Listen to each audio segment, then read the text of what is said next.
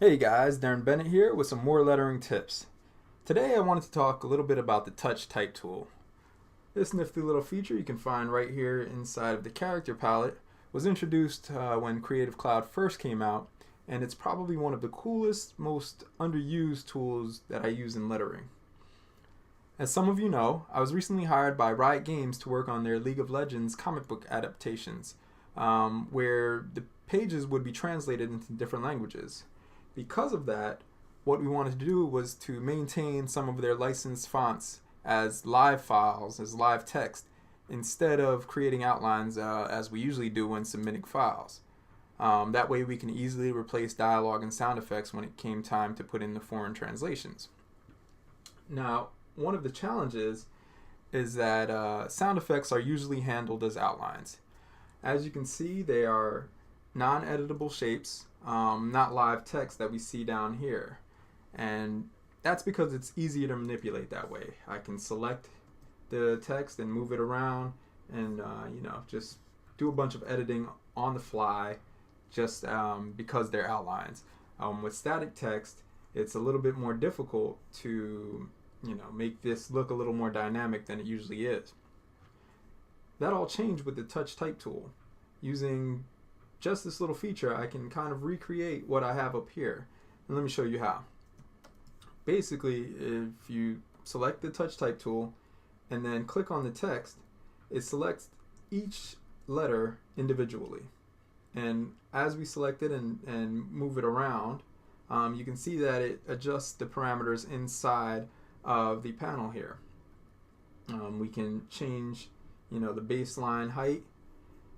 We can change the width and height as well. But what I'm going to do is just kind of recreate what I have up here to show you that this can be done. Alright, just moving some of these around. And it's just a matter of selecting and moving, just as you would with any other object on the page. And just kind of getting the right feel. And this looks about what I have up there. As I finish, I can increase the size and still skew it as needed, but and then we can change the color and add different shapes to it. But what it does is, if I ever needed to change, say the roar to an O, I can still select that text and change it a little bit more easier because it is not an outline.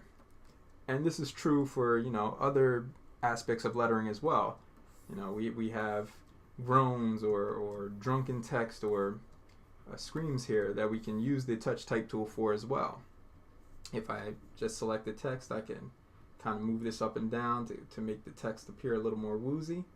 And again, it's just this free-form transformation that we're doing here, instead of going back and forth inside of the character palette and changing the baseline shift as we would usually do. Just select the Touch Type tool, move these up and down, and there you have it. Just a little feature that I think most people don't pay attention to, but it really comes in handy when doing these types of changes or making these little effects happen.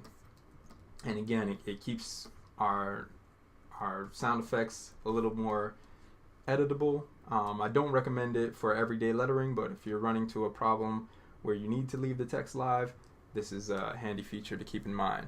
And so just get as creative as you want with it, and just play around with it, see what more you can do. It works on sound effects and different forms of text, and I'm sure you can find other uses for it as well. Alright, thanks for watching. I'll see you guys next time with more tips.